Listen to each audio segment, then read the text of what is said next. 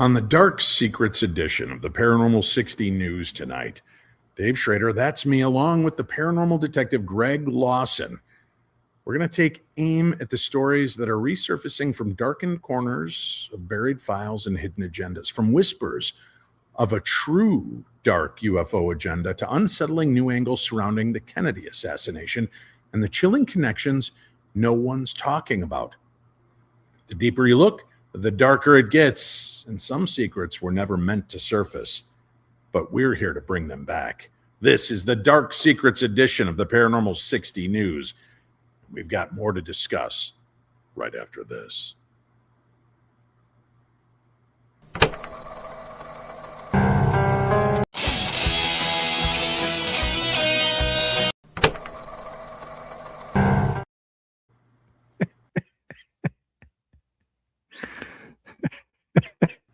What's happening? Are going, hey, I have no control. Apparently tonight the ghosts are in control. That was great. That was one of my favorite intros ever. Yeah. And I love the minute that we start talking live from inside the Palmer House Hotel, my ice machine decides to release the cubes. Can you hear it? Yeah. We can hear it. No. Oh, well, you're lucky because it sounds like people are dropping marbles all over the floor over here. Wow. Welcome, Greg. It's just you. It's just me. It's just us, man. Greg, we don't have the Colonel. He's been what's the word I'm looking for? Reinvested back into the military. He's been pulled back in like the mob and is out working. So he's not able to join us tonight. We have, of course, our good friend Chachi somewhere out there in the ether, unable to join us, but there's a lot going on. And I see that from whatever's going on, even our intrepid audience is minuscule tonight. And I think it has something to do with when you post what we're going to talk about, I think the algorithms might be manipulated a little bit. I don't want to sound all conspiratorial, but I kind of feel like tonight's topics deserve a little conspiratorial twist. I think so. We're going to get to a little bit later. We're going to get back to this story that keeps blowing up more and more every day about all of these people involved in UFO and UAP that keep going missing. David Wilcock, the author, now has reportedly, unalived himself. But yet there's no official announcement made. The Hindu Times broke this story. Other strange news outlets picked it up, which is the first warning sign it's BS. But I guess as of this moment, David Wilcock has not resurfaced. Maybe you can look that up on X, look up author David Wilcock, see if there's any new little pops, but we'll dig with that a little bit later. What I wanted to talk to you about, we had a chance to visit the JFK Museum, the assassination point in Dealey Plaza, and walk through. And that was really impactful. I mean, first of all, my birthday is November 22nd. I was born 4 years later after the death of John F. Kennedy. I've had an interest in it because it's been forced down my throat since I was a child, always sharing my birthday with one of the darkest days in America. And I was really excited. I got a chance to talk to a woman, Judith Very Baker, who was the lover of Lee Harvey Oswald. She came into my studio and did a remarkable interview with me and had scrapbooks and images and proof of her claims This wasn't just some batty old woman saying, "Oh, Lee Harvey was my man." She had pictures. She had time cards from the lab that they worked at, from many different things. And she told a very interesting story that actually took me off the Lee Harvey Oswald is the killer and put me down a totally different rabbit hole of, I think that Lee Harvey Oswald was more of an American hero than we're given credit for. Hear me out on this. First of all, when they caught him, he was wearing his Marines ring. If this is a guy who had turned against the U.S. and against his own government and the military, why was he wearing that ring? And why was it mentioned as his Marine ring in the original report, then struck, then come back as just a silver ring? I think that's fascinating. That, to me, that seems telltale. He reportedly uncovered the fact that Kennedy was going to be unalived and took it to his superiors. And when he came back to Judith Very Baker, he said, my life's over. I'm done. They're going to hang something on me. They're going to put this on me. And the way she tells the story, the evidence that she has, that she knew him, she was that person, man, it's so hard to dismiss. I didn't get to sit in front of the Warren Commission. I didn't get to sit in front of Jim. What was the attorney that took it to trial and really fought for it? Jim. Oh, why is my brain not firing on all pistons? Because I'm old. All the hair in my head is growing back up into my brain and blocking me from thinking. Anyway, Jim Garrison. Yes, thank you very much. That's from Seawolf FX or Seawolf 1X, I guess. I'm sorry. Can't even read that properly. I don't know, man. It's so compelling to sit there and talk to somebody who was boots on the ground, knew him, had a relationship with him. Again, it's her side against all the rest of the world, but she's been hired to many Kennedy conspiracy conferences to be a speaker. She's talked to military. She's talked to people that in this field that believe her, not just the wackadoo jobs, not just you and me, Greg, but real people that she impressed enough with her story. So here's the news story. Have you heard what's been bubbling around in the news over the last week or two? About Kennedy? No. Yes. So I caught this video clip, Fox News discussing the fact that there is some information, new parts of the files regarding the Kennedy assassination that have come back to light. And within it, I guess there is footage that has circled around in the past, has been talked about. But Fox is putting in a request from NBC, who claims to have the footage, that there is footage of Oswald on the street during the assassination. That would mess up all timelines that we've been forced to. Yep. So I jotted notes. Let me go over some of this because I didn't want to miss stuff. I wanted to talk to you about this. As a detective, as former military. So as I said, the story making the rounds right now is newly examined or enhanced NBC footage from the day of the assassination of John F. Kennedy, showing Lee Harvey Oswald apparently standing out on the street in the crowd, implying he couldn't have been in the Texas School Book Depository. That's going to totally upend the official timeline, Greg, right? All right. So for more than 6 decades, the story of the assassination of John Kennedy is rested on a timeline that is supposed to be locked in place. Lee Harvey Oswald inside the Texas School Book Depository, shots fired, chaos, capture, conclusion. You got a nice closed loop from the story that they've tried to sell us for the last 60 some years, right? Sure. Yep. I'm just curious. I don't know if you and I have ever even really kind of talked into this. Do you buy their official narrative? Which one? That Oswald's a lone shooter? No, not Do at all. you believe There's that no, Oswald was a shooter involved? I believe that he could be involved. There is absolutely, you've been there. There's absolutely no way you can make it to the 6th floor or to that window the book, I'll say it correctly, suppository building. And there's no way you can make it from the. I mean, that's a big building. It's a large. What you're area. saying is the shot. There's no way you could make a series of shots that were that deadly and effective. Well, first, there's no way if he's on the street that he could have gotten up there. Right. According to this new narrative. But I'm talking about what we already know. And that's the crazy part is I'm just a lowly deputy sheriff out here in Texas, and shot many rifles like that rifle. And there's no way you could cycle that rifle that fast and be close to accurate. Of course, then you could look at some of the footage. If you ever want to see some footage of somebody operating a bolt action gun really fast, look at that Islamic attack in Australia, the father and the son thing. He was really good with that rifle, but that was a really probably a little bit better designed rifle.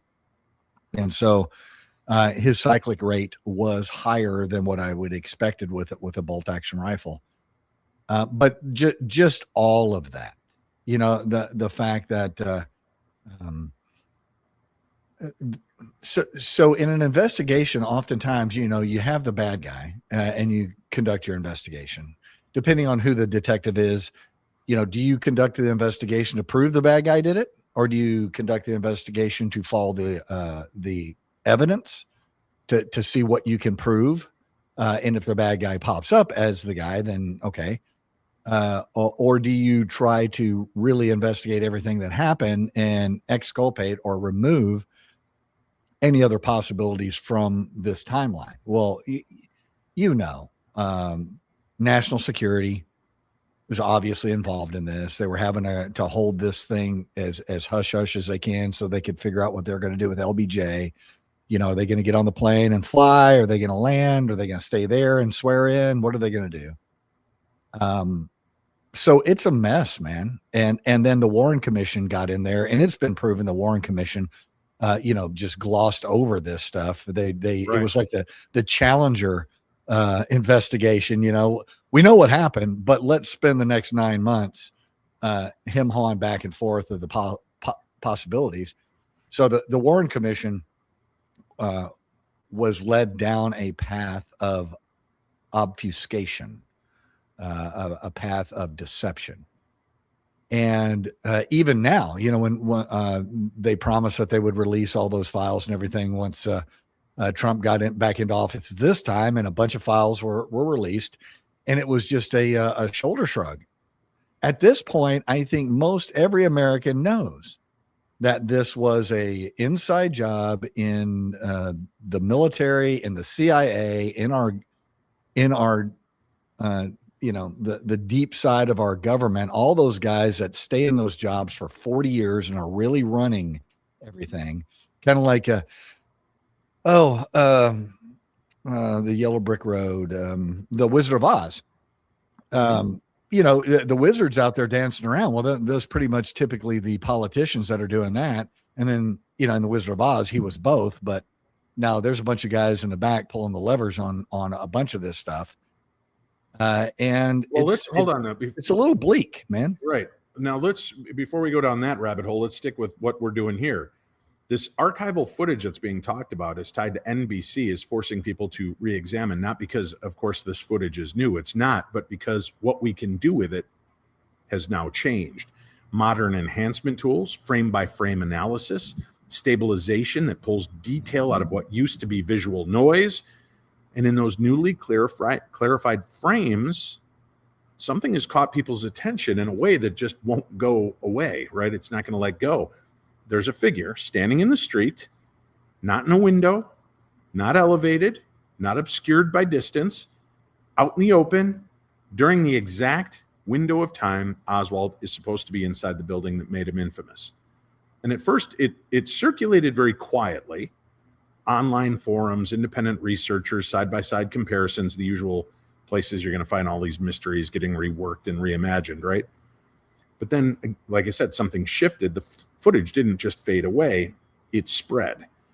More analysts have weighed in, more comparisons have surfaced, jaw lines, posture, movement patterns. Not definitive, but close enough to be really uncomfortable and make us have to force a reexamination into this. And if you pause the video, rewind it, look at it, it's pretty compelling from my understanding from the people that have had the chance to see it. Now, what is their agenda into this? Did they go into it believing that it was already a conspiracy? Are they coming into it bright-eyed and bushy-tailed? And did they come into it skeptical of what they were about to see? And that we don't get the detailed information on. So more analysts have weighed in, like I said. This is where it changes. Larger news outlets are now taking notice, and they are demanding NBC, because it's news footage. It's not something that I guess they get priority over, that they're supposed to release, and now they're demanding for it. Requests for original NBC archive material, requests to review uncompressed versions, requests to see what hasn't been circulating publicly. And that's not conspiracy chatter anymore. That's interest. Because if there's even the most remote possibility, Greg, that, not necessarily proof, not even confirmation, but just the possibility that Oswald was not up in that book depository window, everything we've been fed for the last 60 some years is complete and utter garbage. Right. Why are we still so afraid of letting this information surface at a time when everybody involved is now dead? Right. Now we've continued to keep that information below eye line. We're not sharing it. We haven't, it's time to show this and share this and bring it out. So does that make it, is our government continuing to be complicit in hiding real evidence? Or are they more focused on real tragedies, real problems, real things they need to worry about now? Because even with the release of this information, it's not going to change the outcome. Everybody's dead. Nothing will come of this.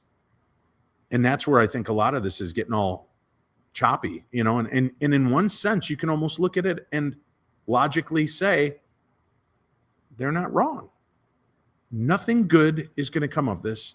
It's simply going to help deteriorate the very unstable, shaky foundation that our government is already based on. Right. But then there's the other side of, but we, the people, should get the rights to know if our own government was complicit behind the murder of our president. I think they have answered that question. In my opinion, they were inside individuals in, like I said before, that orchestrated this whole thing. And, Kennedy had some really good ideas. He had some very high aspirations of what he, wanted to do. He was fed a whole bunch of bad information on Bay of Pigs and just a whole bunch of stuff. And I think that he made some real political enemies, and also enemies in the deep state. That that's a funny thing about all of this is I remember the guys that you and I, the old men in their basements with the tinfoil hats, conspiracy this and the government's doing that, and everybody was poo-pooing and like, oh, whatever, this guy's crazy. Well, today it's mainstream. I think everybody accepts it, and they shrug their shoulders and they go, yeah, it's just a corrupt system. And that's what's going on. Well, I love my country. Don't get me wrong. I love the what we have here, and the fact that you and I can have this conversation and not be too afraid of a group of men coming to our house and taking us to a gulag. Are we sure? We're going to talk about that more in the next segment of the show, right? Because maybe right. That isn't the case. But there's also footage and claims that have been made that during the chaos of the assassination, when the first shots ring out, Kennedy's hitting, the driver of the limousine appears to turn around with something in his hand. And at that moment, Kennedy snaps back as though he's been shot from the front. There are people and news reporters that claim to have seen and witnessed the footage at the time, where you see the puff of smoke come from whatever that man is holding in his hands. It coincides with the movement, with the action of Kennedy popping back as he's shot from the front, allegedly. And then that footage has been doctored, and people that say, I saw that original footage. This is not the footage I've seen. Yeah.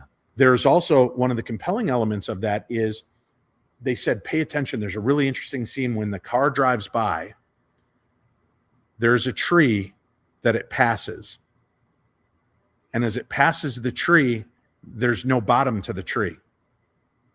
You see grass and you see a tree stop midair as though they've covered something. Right. You can't dismiss that. You can't just summarily say this, well, that's a mistake of the camera. No, it's not. The camera sees what the camera sees. Something has been changed. And when you've seen the original footage and there's that original cut that shows them driving by and you see the complete tree, you see the people around it, then in the footage that's been re-edited where you don't see a puff of smoke in the driver's hand, it's so strange to me because that to me feels very ludicrous. Oh yeah, the first shot rings out, everybody panics, he leans around and shoots as though Jackie or anybody else in that vehicle would not have seen that. But again, when shots ring out and people start screaming and reacting, people are looking in every direction but in the car that it's taking place in. So maybe that is a viable explanation. Maybe there was one shooter from behind, one shooter from the front, one shooter from the side, as they've said, from the grassy knoll. That's where those 3 hits came from. That's how bullets could enter at the trajectories and exit the way that they did. Dude, this kind of story, this kind of conspiracy, I find terrifying on many levels, as many people do and many people should. Right. I think in, within the 2 years of that happening, they didn't have technology on that stuff. And, right. The world was a very different place at that point, both in social construct and technology. And then now 60 years later, which of these films actually maintain their integrity?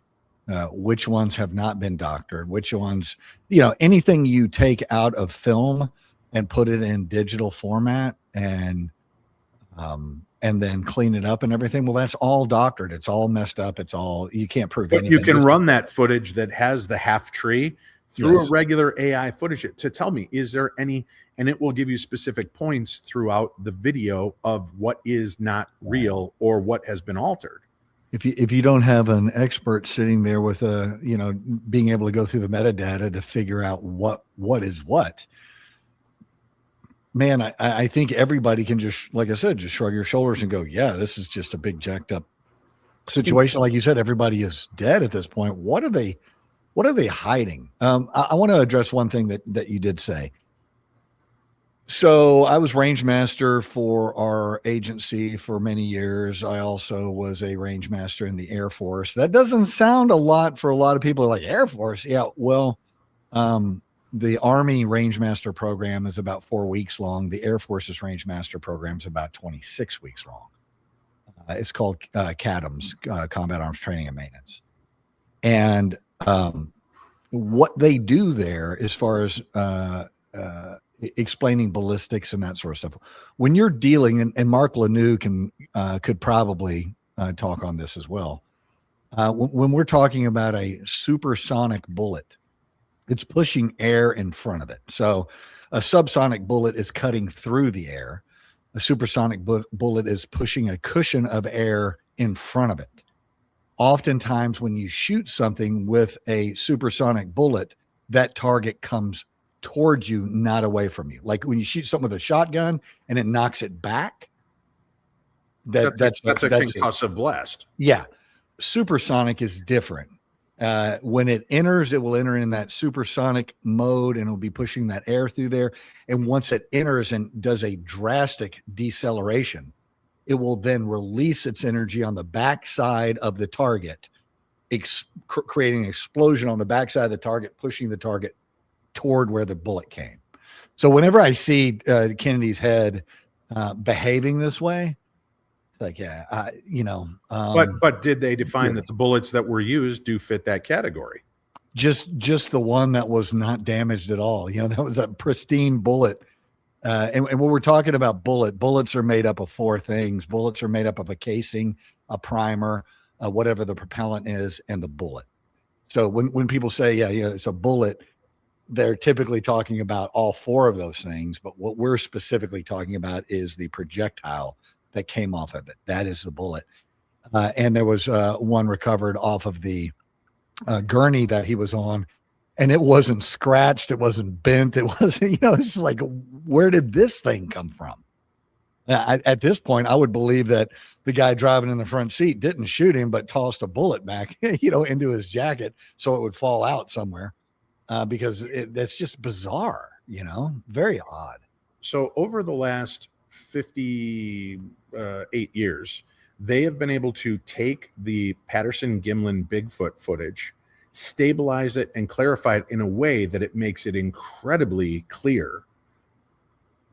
I haven't seen the footage of, maybe I'm wrong. Maybe I've just become so used to it. You become nose blind or eye blind to it that I just assume this footage hasn't been cleaned up.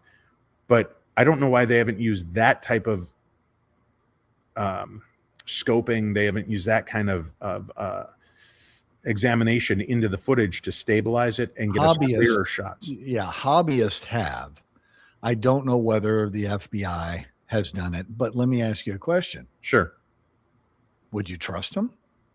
It doesn't matter what they do. Right. You're going to go, that's not what happened. And here's the thing. If you do run it through an AI filter, if I'm giving you footage of something and asking AI to clean the footage up, clear it up, it is going to fix broken pixels. It is going to fill voids. It is going to make assumptions because it's artificial intelligence. And it's going to think, oh, I'm taking what you have and I'm cleaning it and making it better. So then you do have to be cautious that then this doesn't mean because AI has cycled through it and cleaned it that what we're seeing is now truly the footage, because has it filled in the gaps of information that was lost due to degradation of film, quality, time, instability. I don't know if the CIA even came forward tomorrow and said, slap that film down on the table and said, Kennedy was assassinated by 3 people. Lyndon Johnson, who used a zip gun, right, in the parlor with Professor Mustard, right? The driver who shot him, and Oscar the Grouch, who popped up from a garbage can and shot him as they drove by. Those were the 3 shots. We have the footage. I'll show you the footage. We're just going to finally own it. If we had the clearest, best footage and the CIA, NSA, FBI released it in conjunction with each other, you would still have to look at it and go, what are you really hiding? Right? Yeah. Okay. So I worked a murder case and an abduction murder of a 19-year-old girl, and I can go on. It was horrible. And the 2 individuals that did this over a month-long back and forth with them, they told me so many versions of their story of what happened that at this point, nothing they say to you is of consequence. You've lied to me so much. Anything that comes out of your mouth is you have no credibility. And that's where the United States government is on this right now.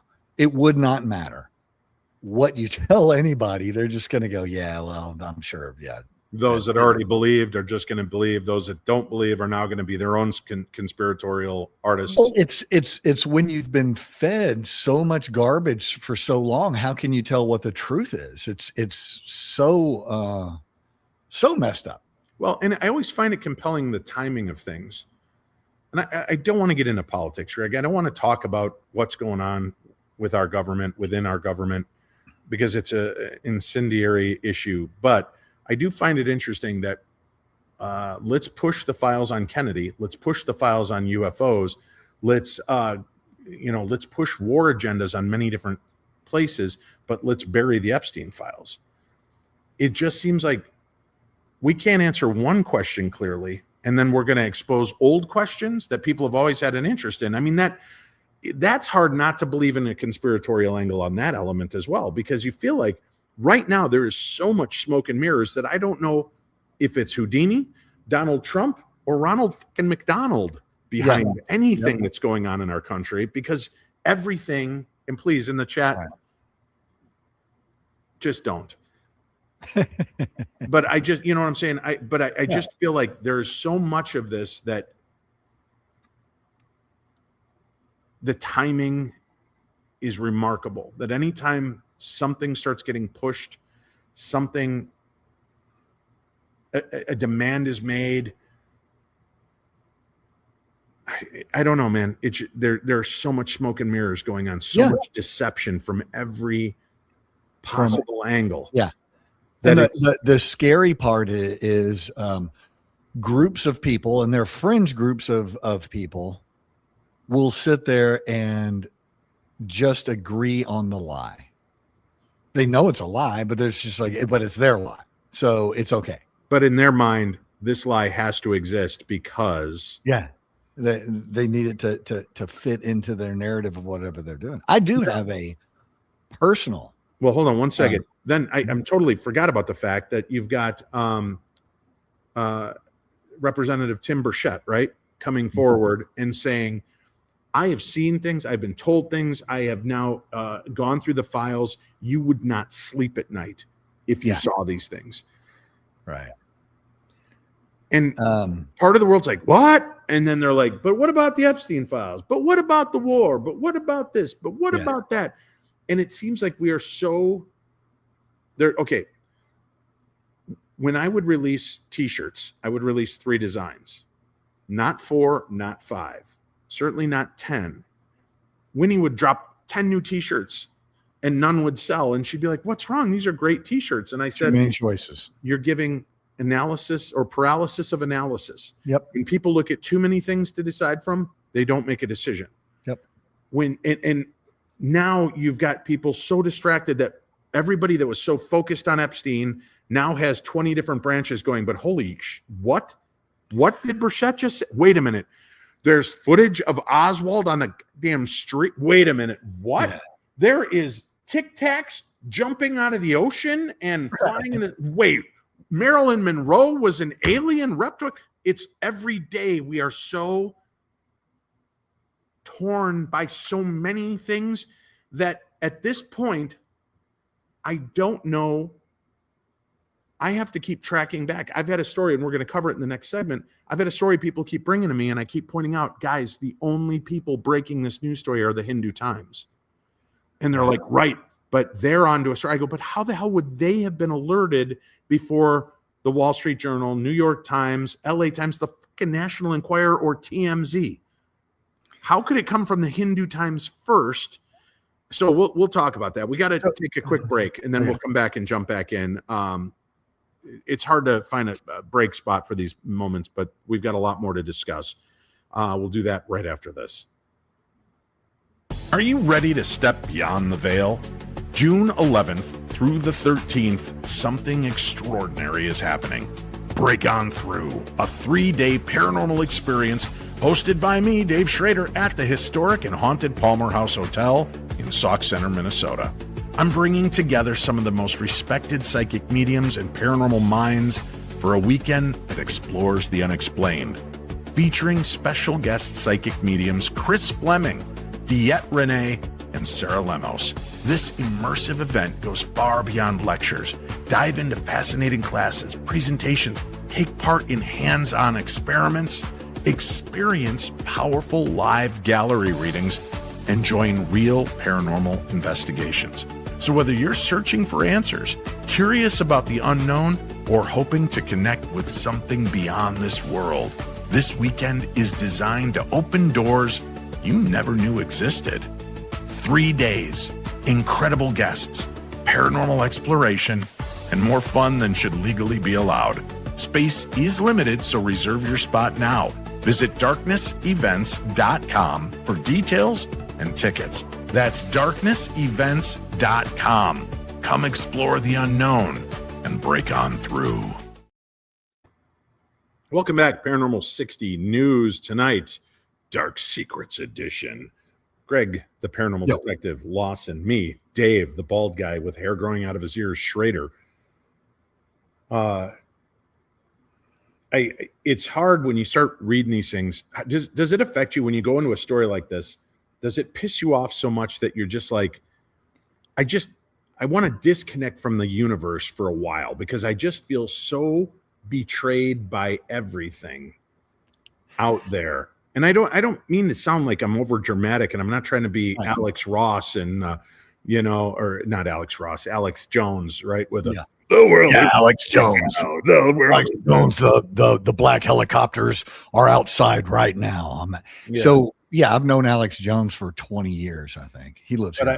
I don't want to be that guy, but I do, man. I look at this stuff, and it's sadly I can kind of see aspects from both sides of why things need to be kept quiet and why they need to be brought out.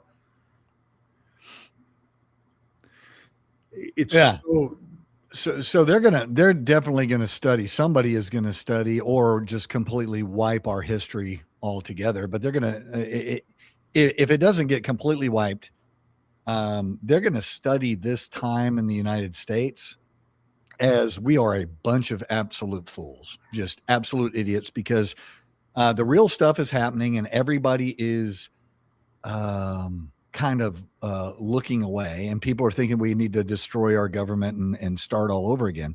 Let me share something with you just real quick. Go ahead.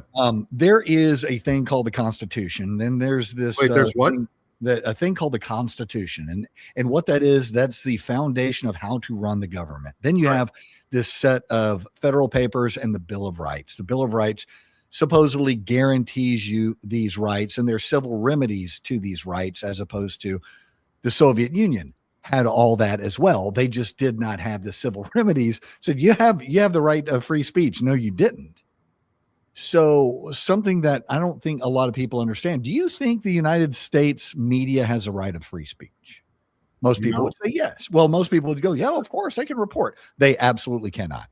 They can't tell you a whole bunch of stuff just because, let's say it's a death, and they're not going to release that individual's name because they don't want to damage the family. But also there's horrific things that happen that they don't share. Now, there was a time though, Greg, that did happen. As a matter of fact, the reason that law changed was because of Ricky Nelson's death. People were outside of Ricky Nelson's home when his teen boys arrived home, and they're like, how do you feel about the death of your father in the plane? They didn't even know yet. Right. So I understand why those practices have been put into effect. Yes. And that's the thing is people say, well, I have freedom of speech. I should be able to say whatever I want to say. That's not how that works. You have freedom of speech, but there's also consequences to your speech. Speech can be illegal if you offend people, if you say certain things and that sort of stuff. Right. So I think we all kind of understand that part of it. But here's the key. Let's say that the people that look at the Stars and Stripes, our flag, they will go, yeah, look, that's a sign of oppression. That's a sign of racism. That's a sign of this. It's a very simplistic, weird look at it because the document is solid. The Bill of Rights is solid. The idea behind the flag is solid. You have flawed men and women that take advantage of it and make bad decisions, which then everybody's like, well, all of America is bad. It is absolutely not, man. Working every day, cops know this. The amount of lies that we take in a day and the amount of critical incidents that we have to deal with per week is beyond beyond comparison of any other job. And when you ask me, how I feel about all of this, at this point, it really is a shoulder shrug because it's, there's so much information and there's so much deception. A guy like you and I, sitting here, how do we have any ability to investigate any of it or process it? And make the heads or tails out of it? It's crazy. So when Kennedy was shot, for those of you who don't know this, that day, I was like moving my mom around the house, and it was really interesting because we had construction workers. I say I was moving my mom around the house. I was inside her womb, and I had this joystick thing, and I could make it look like it was really me.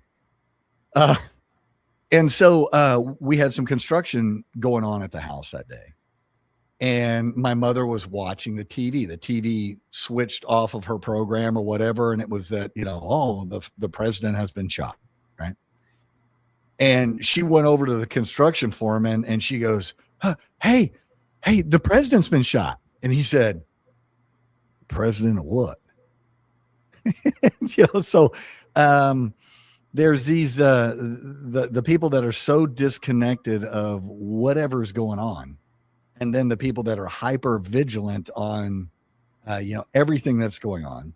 People saying, I'll give an example, and like I said, I'm not getting off in the politics. I think it's just everything that's going on is just criminal. It's just all criminal, and there are people hiding things that are happening with all these different companies and in the government and everything that's criminal. In Texas, we have a thing that there's no such thing as an accomplice in Texas. If somebody does something and you know that they did it and you try to hide it so they don't get in trouble, you are going to be guilty of that same crime. So if you give your buddy a ride to the bank to make a withdrawal and his withdrawal is with a gun, and he jumps in your car and you drive away, you're both going to be charged with bank robbery. There's no accomplices. You not understanding that was happening are going to get a lesser sentence than your buddy. But in Texas, that's the way it is. So we hold people accountable based on their culpability in this. So we have thousands of government officials that should be in prison according to penal statute. Yeah. And it's like, when are you going to start arresting some people? I don't know whether they ever will or not, because it's that widespread on the abuse of the different rules that all these people are supposed to go by that they're skirting. So, man, I don't know, dude. It's one of those things where you're in your community and try to make your community better. We have a good set of rules, like I said, being in the Constitution and all that stuff. We have a good set of people that set this up and had an idea of it to be fair. And then we have all these criminals that are doing all this other stuff. And I mean, think about this. When people say, and I'm asking this as a question, well, it's not really a question. It's something to ponder. You're placing a well, ponder point. Yeah, it follows with what you're saying. It's a perfect example of what you're saying. We're going to invade Greenland. We're going to invade Greenland. We're going to invade Greenland. Let's talk to Denmark. NATO gets involved. UN gets involved. Everybody's looking at Greenland. In the meantime, we're moving our Navy ships to Venezuela. And when you don't even know what's going on, boom, we yank Maduro out of Venezuela. Nobody was looking. There's so much flashbang going on. Yeah. So much deception and smoke and mirrors, which I understand to a degree for a good military strike. Sure. We're doing everything by the book, but it's shaking everybody. And I think the shock and awe campaign is doing just that. People are left numb, not because they're stupid, but because I have no way to process what's going on in this world. We have to take a quick break. That we got to move on to the next subject. And we're going to have another guest join us in just a few seconds here. But look at those guys. Look, now it's ready.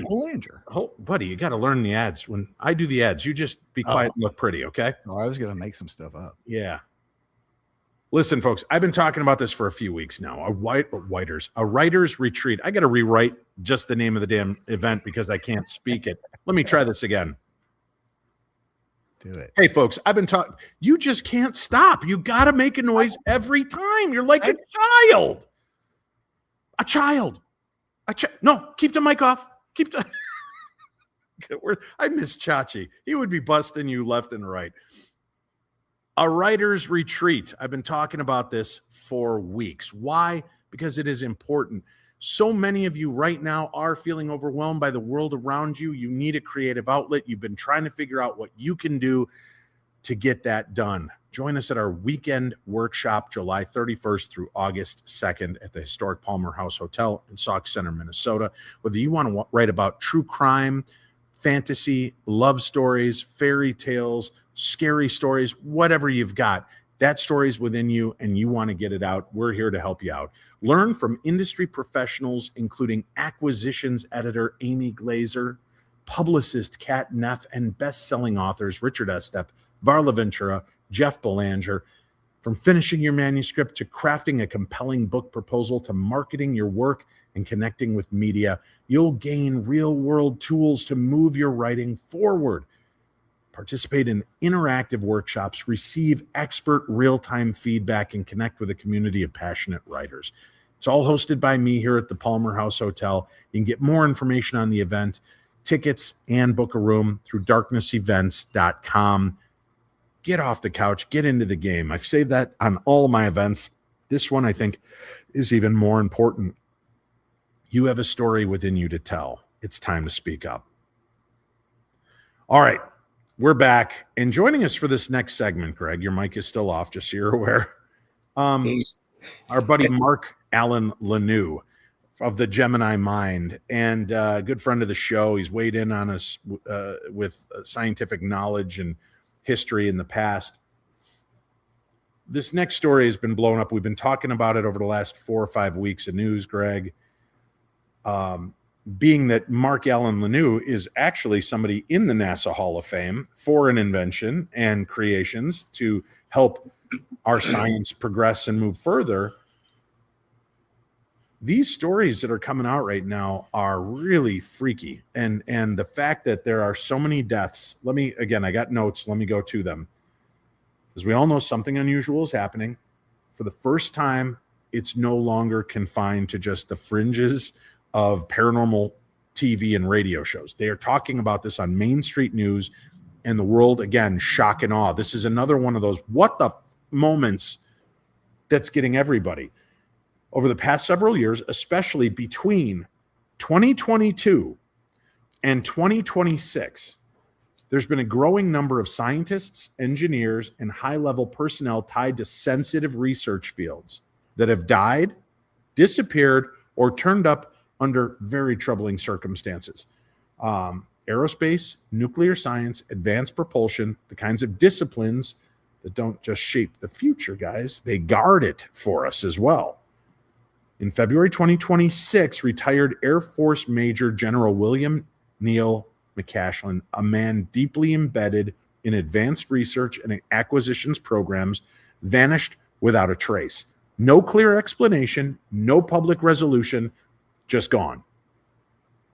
His disappearance didn't stand alone, right? We're going to go back to 2023. Michael David Hicks, an employee of NASA's Jet Propulsion Laboratory, died under circumstances that have never been fully clarified in public reporting. That same year, Monica Reza, connected to high-level NASA work, was reported missing in June of 2023. Another absence left us with another question mark, right? Then you have Amy Eskridge. In 2022, Amy Eskridge, a researcher associated with experimental propulsion concepts, including controversial anti-gravity ideas, died in what was officially ruled self-inflicted. I don't know what words I'm allowed to say anymore because the world is stupid. But her work, her connections, and the timing of her death have kept her name circulating in conversations that just refuse to go quiet, right? By 2025, this pattern deepens. You've got Nuno Loureiro, I'm sure I butchered that and I apologize to the family, an MIT-affiliated scientist was reportedly murdered. Around the same time, Melissa Casas, who worked at Los Alamos National Laboratory, disappeared. No definitive answer, no closure. Other names began to surface, less consistently reported, but still part of this growing list. Stephen Garcia, tied to defense systems work. Carl Grillmer, a respected astronomer with NASA affiliations. And now in 2026, another case, Jason Thomas, found dead after being reported missing. Authorities stated no foul play is suspected.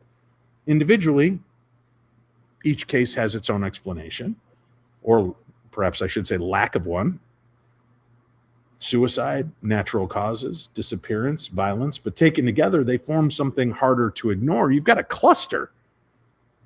If all of a sudden everybody that attended the 2025 Missouri Paracon and were speakers started dying either by their own hand, mysterious disappearance, it would be enough to make you say, this is not normal. Mark, you're in the science field. You've worked with NASA. You've worked in this element.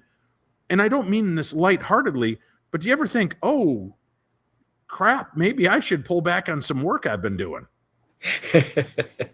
Yeah, well, this stuff's been going on a long time. It's just like I said in the chat earlier. It's just that everything's gotten a lot smaller because we see everything. Technology is expanding and everything. We could see everything in front of us. But yeah, this stuff's been going on forever. I mean, look at even in Russia. What stuff? Are you talking about all these disappearances and deaths? Disappearances. People, come up with things that, well, for instance, not just the government industry. People come up with things for industry that will lose them lots of money, and that can get them into a place where if they don't sell off, they can end up in trouble or in front of the train. But this is government workers. These are military personnel. Yeah.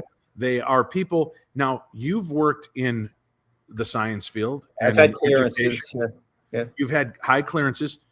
Is the stress level high enough in that field that many life-ending decisions could be made? That many? By yourself, suicide. Yeah, that many, probably not. I mean, there is stressful situations, and there are timelines, there are deadlines you have to meet. If something goes bad, that's a lot of money. In space, if you put something up there and some O-rings blow it up that were only like cents, and it blows up something that's really expensive and then kills everything. So what happened is I lost a manifest putting something on the space station because of the last disaster. As soon as a disaster happens, you lose everything. Manifest, everything going up to the space station, lots of money. So yeah, it's high stress, but at the same time, that's a lot of people that are kind of dropping off that are in high places. And sometimes it's probably about the technology, what they know, who knows it, how important that is. Does that make you sweat if suddenly, knowing all this is going on, if the government, NASA, came to you and wanted you to suddenly start looking into propulsion systems and anti-grav work, would you maybe be like, guys, I'm going blind in my eye. I'm really going to be, my hands are really shaky now. Would you consider, and I know it sounds like a joke, I would think as a logical, intelligent man, you would have to think twice about this, knowing that there is this kind of well, I guess it's the mindset, because one, I have faith, and two, because I want to help humanity and I want to move technology forward. Like right now, I just started a company with a group out of Sacramento that's completely AI, but not from the AI you think. It's from a mimicry perspective of actually controlling systems to increase the efficacy of the science and the system. So it's so when you get in those areas, of course, you're thinking somebody's going to buy you out, somebody's going to get upset, So I mean, when you deal with those kind of technologies, yeah, it's a little bit risky sometimes, Well, now the new news that's come out the last few days, David Wilcock, a well-known figure in the UFO field and alternative research community, has now been reported dead in what reports describe as an apparent suicide. Unlike the others, Wilcock was not a government insider or a clearance-holding scientist, but his voice, his reach, and his focus on hidden knowledge have led many to fold his death into the same unfolding category. Do you think, first of all, Greg, do you think that's fair that somebody that's on the fringe leading the charge to wanting disclosure, to pushing these stories and narratives to the front line, is it a stretch to add this guy to the list of growing deaths and disappearances? I don't think so. When you're looking at it, and what are their connections? That's the big question. I mean, you think about it. If you wanted to, let's say, create a nuclear bomb, and you're Americans, and there were 1,000 German scientists that were far ahead of your guys, why don't we just go ahead and capture them and bring them to the United States and make them citizens? That sounds familiar. Operation Paperclip, and then take that one Nazi and put him in charge of NASA. Yeah. How do we? How about doing that? And everybody be like, "What? What are you? That's crazy." No, that's what we did. Yes, absolutely. And so, and that's mainstream history now. I mean, we know that this is exactly what happened here. So, if you wanted to advance your private company, or your government, or your fringe political agenda, and you start capturing individuals that are working in these high level jobs, and you can glean information out of them. You have to look at it also. So we got 10 people missing. There's over 100,000 scientists that hold secret clearances within the U.S. government. Yep. So what's the percentage of the guys that are missing out of 10?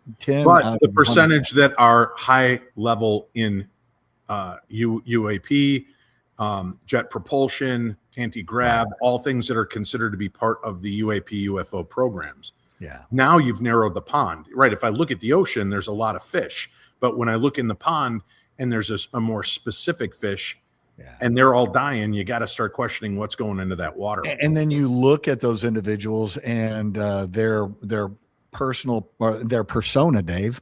You look into those individuals and they're uber smart, super smart. How much mental illness goes with super smart? And Mark in his head.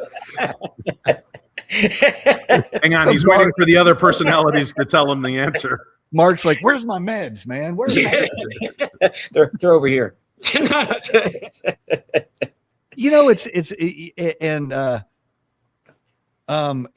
It would take a couple of good teams of people full time to sit down and to make all these connections to actually try to get the data out of. But isn't it weird out of this? You look at that, then you look at a large group of AIDS researchers all happen to be on one flight that goes down, and one group of cancer researchers that were all on the forefront of breaking a new technology.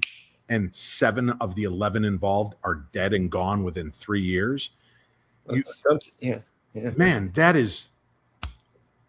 it's how do you, again, I don't mean, I'm not trying to put out the dark state secrets of the world is falling apart and be henny penny here, but man, how is it nobody's safe? You think you're in the group to help lead the charge to make a change, and suddenly you're on a roadside ditch with a note that maybe you wrote, maybe you didn't.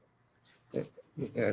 Greg knows this about forensics as well. It's just like he was saying, the large pool of statistics versus just a group that's at a conference. There's a big deviation, but also the fact that the forensics, it comes down to that. But if they're covering that up, it's kind of like I put it in the chat earlier. It's kind of like when my father was taken out by the mob. I didn't know about anything, or I didn't have any of the records until just recently, because all the people were finally dead, so they could release the records.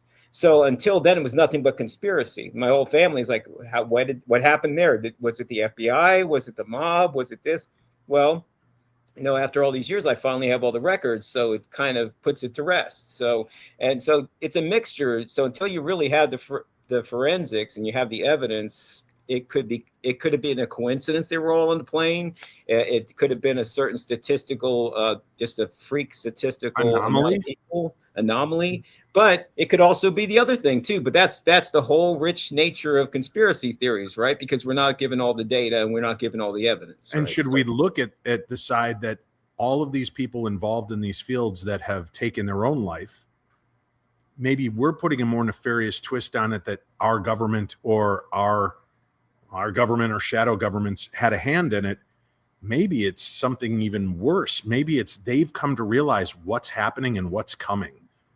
Could be. And this is better than what I know is about to happen to our planet. And every week, and again, here we go. Here's another story that, how many times, Greg, have we covered in the last 5 years? Oh, there's a strange foreign body that's suddenly been seen that's going to pass a lot closer to our planet than we expected. Got another one. There's the Warhammer coming in 2028. Yeah. And it's got this Goldilocks zone area that it's going to go through, and it should be okay. But if it deviates even by a few degrees, Yeah. it's going to sideswipe us.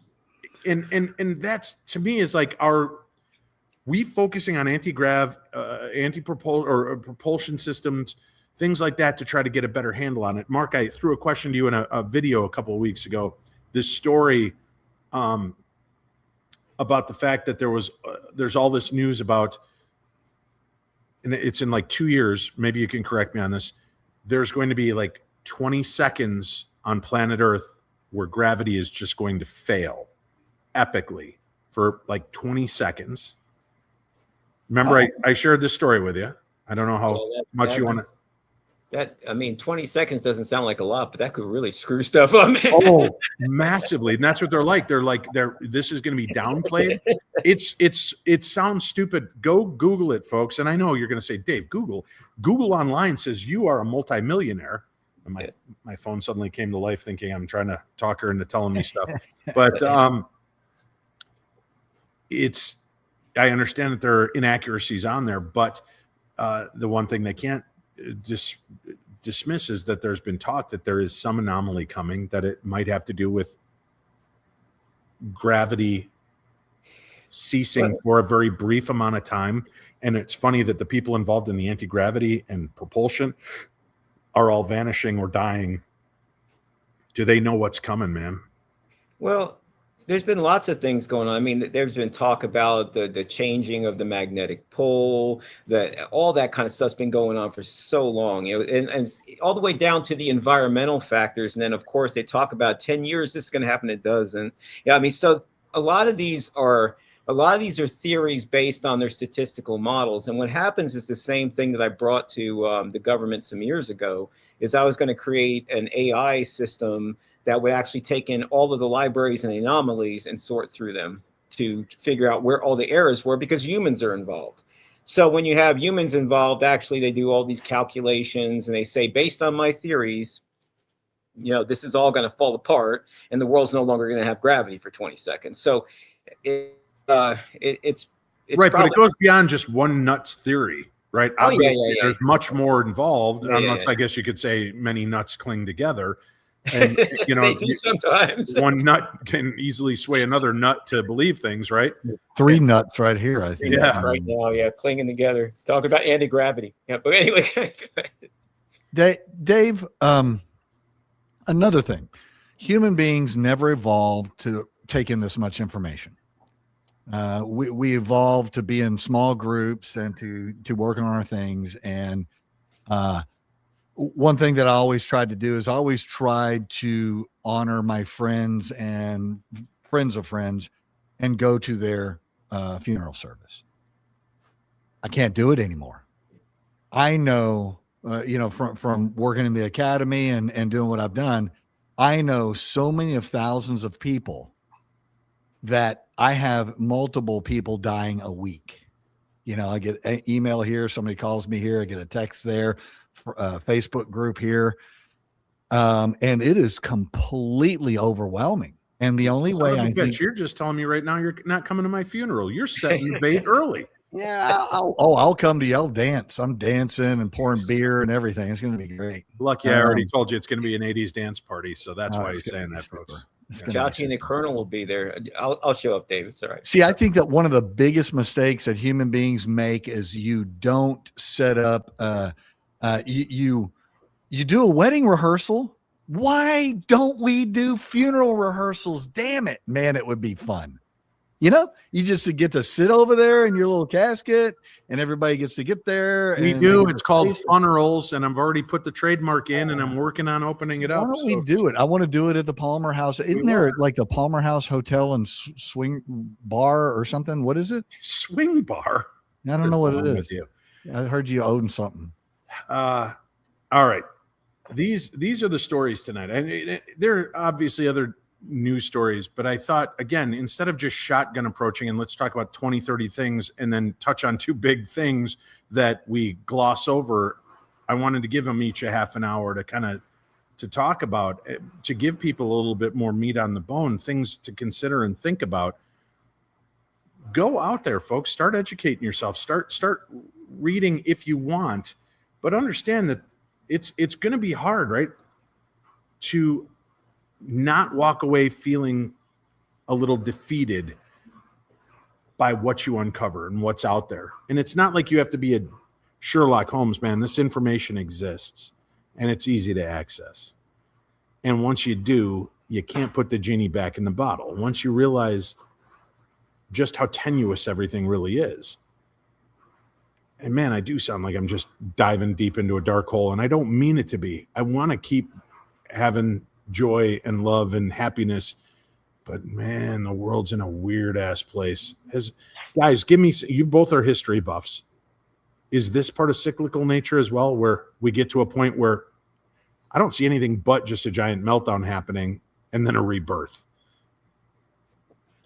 It's cyclical, right? So all history is cyclical in that way, and even all the way back to the ancient times. I mean, so look at all the stuff we dig up. I mean, those civilizations are gone, and it's like the Mayans. They really there's a lot of theories behind that, but really what they did is they chopped all their trees down. The local environment went to hell. Everything changed. They no longer had water. They couldn't plant anything, so they all scattered. I mean, there was internal problems too, but it's all we have the cyclical nature of just destroying ourselves. It is what it is. So not to sound doomsday, but it's really hard not to. You should have Mark on more often. Yeah, this is your kind of guy. Greg Eeyore Lawson, we're probably all gonna die. All gonna die. No, he bumped me. Mark Allen Lanou, host of the Gemini Mind. How can people find you and listen to your show and keep up with the work you're doing? So right now, talking about the work I'm doing. That's why I didn't answer. I was working on my thesis. But anyway, they can come to my website, markallenlanou.com.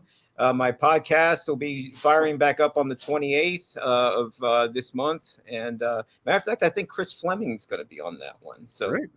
And your music? What's going on with your music? With the music, I'm finishing my solo record right now, which I'm going to submit to the Grammys. And I'm actually working on a pop tune with an artist out of LA, a female named April Henry, and a 2-time Grammy winner, Kit Wakely, out of Oklahoma. And it's turning out really, really good. So actually going to submit to pop this year. Well, thanks for popping on with us. See how I did that, Mark Allen Lanou? Yeah.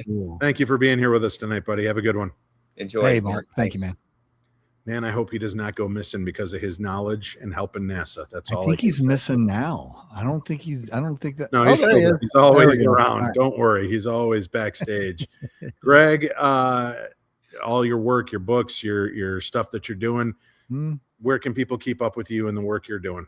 Oh, you can't keep up with me, Dave. I mean, it's just, you can check, you can see what's going on Facebook or on my website, theparanormaldetective.com. Well, thank you, Greg. And thank you all for tuning in. And normally this is the point where I just throw up the banner and I pontificate about what we've just discussed. I don't know what we just discussed. I mean, I know it. I just don't know how to process it. I want to hear what your thoughts are in the messages below for those of you watching on YouTube, whether it's live or Memorex, whether it's, you're in the moment or listening 2 days later. Email me, message me, put these comments in the comment sections when you rate and review the show with 5 stars, telling everybody what a great program it is, however you listen to this podcast.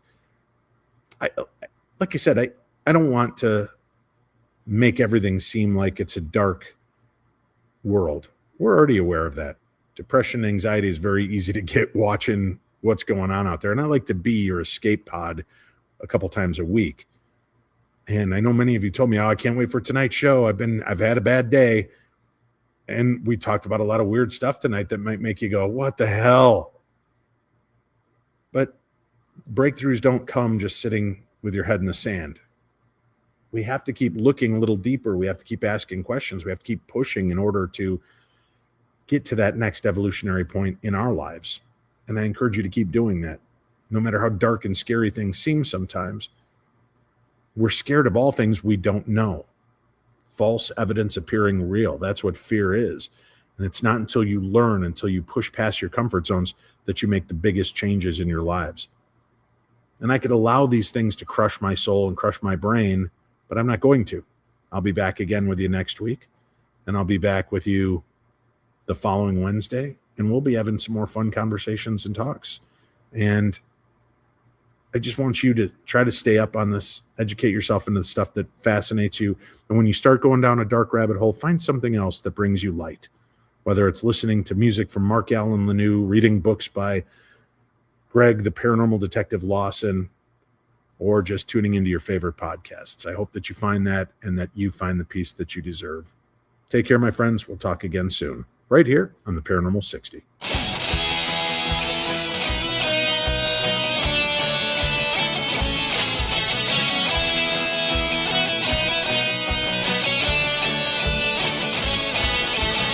It's Wednesday night and I'm alone. The Paranormal 60's on. It's just for paranormal freaks like me, with poltergeist and ghosts and blues and UAPs. You miss a word, you do a shot. It starts a snowball and we laugh a lot. It's just like drinking with your TV friends. I'll be passed out before tonight's show ends. Dreaming the aliens are taking me away. I won't wake up till sometime late on Saturday. It's Wednesday night and I'm alone. The Paranormal 60's on. Schrader's on. Schrader's on. Schrader's on.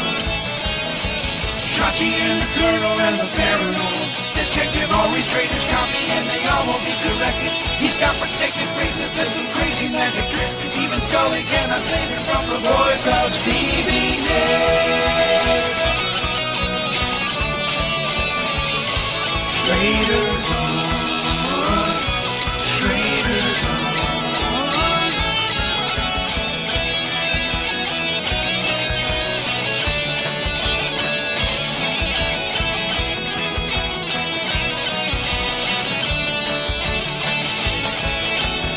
It's Wednesday night, don't be alone. The Paranormal 60's on. Now one day Dave might even put me on his show. There's a ghost in my mom's basement, man, I live down there, I know. It's Wednesday night, don't be alone.